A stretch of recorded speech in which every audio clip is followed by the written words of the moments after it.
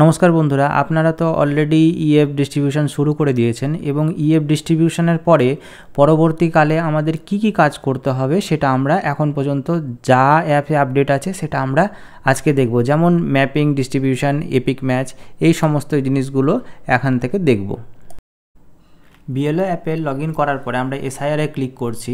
এবার এসআইআরে ক্লিক করার পরে ইএফ ডিস্ট্রিবিউশন ট্র্যাকার, এখানে দেখতে পাচ্ছি যে আমি অনেকগুলো ইউএফ ডিস্ট্রিবিউশন করে দিয়েছি যেগুলোর কালার চেঞ্জ হয়ে এখন ব্লু কালার হয়ে গেছে, তার মানে এগুলো আমরা ইএফ ডিস্ট্রিবিউশন দেখতে পাচ্ছি। আরেক রকমের দেখতে পাচ্ছি এখানটাতে ইএফ ডিস্ট্রিবিউশন এবং এপিক ম্যাচ, আর একটা দেখতে পাচ্ছি সবুজ কালার, তার মানে এটা ইএফ কালেকশানও কিন্তু হয়ে গেছে।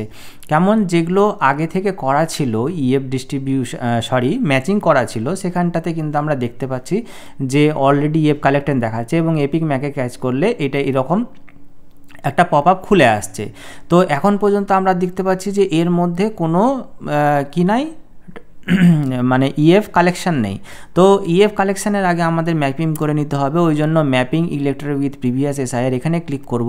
এখানে ক্লিক করার পরে আমরা দেখতে পাচ্ছি যে দুই ধরনের এখানটাতে দেখাচ্ছে, map elector with previous SIR আর mark elector of self as প্রজেন্সি।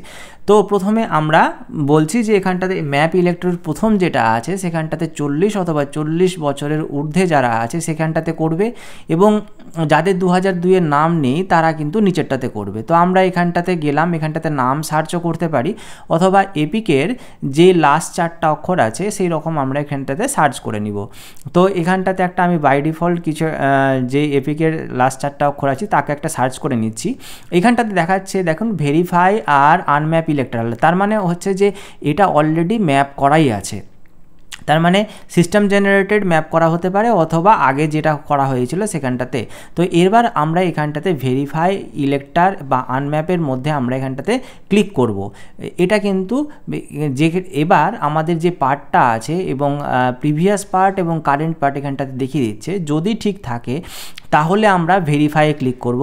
অনেক সময় এপিক কিন্তু আলাদা থাকবে, এই ক্ষেত্রে কিন্তু এপিক দুটাতে একই আছে, কারেন্ট এবং প্রিভিয়াস, কিন্তু অনেক ক্ষেত্রে প্রিভিয়াসের এপিক এবং কারেন্ট এপিক কিন্তু আলাদা হতেই পারে। তো আমরা যদি সঠিক থাকি তাহলে জেনে থাকি তাহলে কিন্তু আমরা ভেরিফাইয়ে ক্লিক করব, নচেত কিন্তু আমরা আনম্যাপে ক্লিক করে এখান থেকে বেরিয়ে যাব। আনম্যাপে ক্লিক করলে এটা আবার ম্যাপ ইলেক্টরাল এরকম সাদা হয়ে যাবে।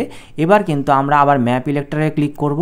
আমার তারপরে ওয়েস্ট বেঙ্গল, তারপরে প্রিভিয়াস এসআইআরের মানে 2002-এর লিস্ট যেটা আছে সেখান থেকে কিন্তু আমরা তার এসি সিলেক্ট করব এখান থেকে এবং তারপরে তার পার্ট সিলেক্ট করব এবং তার সার্চ এখানটাতে সিরিয়াল নাম্বারটা কিন্তু আমরা সার্চ করে নেব। আমরা করে নিচ্ছি এটুকুটা। সার্চ করার সাথে সাথে এখানে ওর ডিটেলসটা উঠে আসবে। যদি আমার ডিটেলসটা ঠিকঠাক মনে হয় কারেন্ট এবং লাস্ট এসআইআরের, তাহলে কিন্তু আমরা এখানটাতে ইয়েস প্রেস করে দিব। ইয়েস, রেকর্ড সাকসেসফুলি এখানে হয়ে যাওয়ার পর এরকম কালার চেঞ্জ হয়ে যাবে, এটা একদম সবুজ হয়ে যাবে এবং আনম্যাপ ইলেক্টর আর অ্যাড প্রজেন্সি চলে আসবে।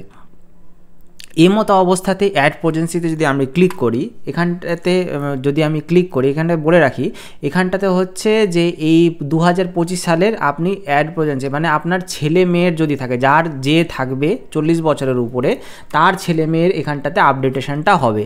আমি তার ছেলে মেয়ের যদি এখানটাতে এপিক নাম্বার দিয়ে সাবমিট করি এবং অ্যাডে ক্লিক করি, অ্যাডে ক্লিক করার পর তার ছেলে মেয়ে বা গ্র্যান্ডসন গ্র্যান্ডওয়াটার যে থাকে তাকে আমি অ্যাড করতে পারবো এখান থেকে।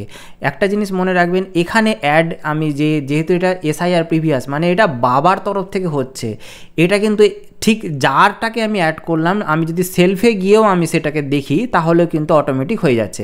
আমি এখানটাতে দেখতে পাচ্ছি একটা লিস্ট যেখানটাতে আমি 4-5 জন 6 জন মানে বাড়ির যত মেম্বার আছে আমার আন্ডারে আমি কিন্তু এখানটাতে করতে পারি। এবার দ্বিতীয় অপশানটা আছে মার্ক ইলেক্টর ফর সেলফ প্রজেন্সি। এটাতে কি, এটাতে হচ্ছে যে যাদের বয়স 40 বছর নেই তাদের ক্ষেত্রে মানে তার বাবা, আমি ওই পুরাতনটাতে এই যে আমি দ্বিতীয় যে ইলেক্টরটা আছে তাকে আমি ওখান থেকে কিন্তু অ্যাড করেছিলাম, ওই জন্য ও অটোমেটিক প্রিভিয়াসে আমি অ্যাড করেছিলাম, এই যে দেখুন প্রিভিয়াসে অ্যাড করেছিলাম কিন্তু ও অটোমেটিকলি ওখানেও কিন্তু হয়ে গেছে। মানে এখান থেকে হয়ে গেছে। আমি এটাকে আমাকে এখান থেকে ডিলিট করে দেখাচ্ছি। ডিলিট করে এবার আমি সেলফে যাচ্ছি। সেলফে গিয়ে ওইখানটাতে মানে যেই ইলেক্টরটার আমি করতে চাইছি সেই ইলেক্টরটাকে আমি সার্চ করে নিচ্ছি।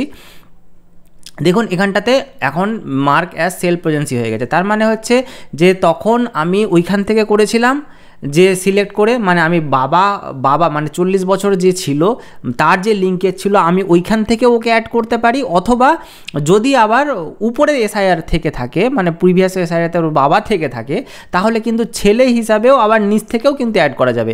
এখানটাতেও যখন আমি এই যে দেখতে পাচ্ছেন যে সেলফ, এখানটাতেই মার্ক ইলেক্টর ফর সেলফ আছে যেটা অ্যাজ প্রেজেন্সি, তাহলেও কিন্তু এখানটাতে আমার তার যে লিঙ্কেজ মানে বাবা হতে পারে, মা হতে পারে, তারপরে যে হতে পারে তার যে লিঙ্কেজ সেখানটাতে কিন্তু আমি সিলেক্ট করব এবং তার যেটা নাম উঠে আসবে সেখান থেকেও কিন্তু আমি সনে ক্লিক করব, অ্যাড করব। তো অ্যাড হয়ে গেল সাকসেসফুলি। এখানটাতেও কিন্তু সবুজ হয়ে যাচ্ছে। সবুজ হয়ে যাওয়ার পরে এখানে কিন্তু ডিলিট ম্যাপিং অপশানটা উঠে আসছে। এখন পর্যন্ত ডিলিট ম্যাপিংটাই আসছে, যতক্ষণ না ডিস্ট্রিবিউশন পার্টটা শেষ হচ্ছে ইলেকশন কমিশনের ততক্ষণ পর্যন্ত কিন্তু আমার কাছে এখন এই অবস্থাতেই থাকবে। আমি যাই টাইপ করি না কেন এখন কিন্তু আমার ইএফ কালেকশানটা আসবে না। সম্ভবত কিছুদিন পরেই এই ইএফ কালেকশানটা মানে ওখান থেকে ম্যাপিং হয়ে যাওয়ার পরে এবং ডিস্ট্রিবিউশন পার্ট শেষ হয়ে গেলে আমাদের ইএফ কালেকশানটা চলে আসবে। এখন পর্যন্ত এইটুকুটাই হচ্ছে।